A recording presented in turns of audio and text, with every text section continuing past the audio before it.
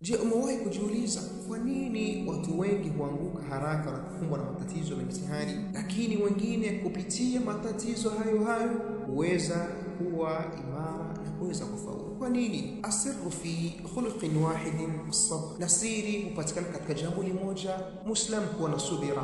Kuwa na subira basi ile ya kwamba ni moja katika mambo ambayo yatakufanya wewe uweze kufaulu katika mambo yako. Allah anasema katika Qur'an, inna Allaha ma'as sabirin. Kwa hakika Allah subhanahu wa ta'ala yupo pamoja na wale ambao ni wenye kusubiri. Unaonaje katika mambo yako ukiwa uko pamoja na Allah subhanahu wa ta'ala? Ni kwamba utafaulu. Qala Sheikh Ibn Uthaymeen rahimahullah, man sabara faqad faza bi khairi dunya wal akhirah. Anasema Ibn Uthaymeen rahimahullah, yule ambaye mwenye kuwa na subira basi huyo amefuzu duniani na akhera. Muislam elewa ya kwamba as-sabru laysa dha'fan. Kusubiri kwa mwenye subira si udhaifu, bal huwa quwwatun nafsi 'inda shidda, bali ni nguvu ya nafsi wakati wa shida. Na elewa ya kwamba ikiwa ni mitihani ambayo inakusibu kwa wakati ambapo mitihani itakwisha, lakini ikiwa wewe utakuwa mwenye kusubiri, na elewa ya kwamba utakuwa na Allah subhanahu wa ta'ala. Kwa hakika subiri, si kila kuchelewa ni hasara.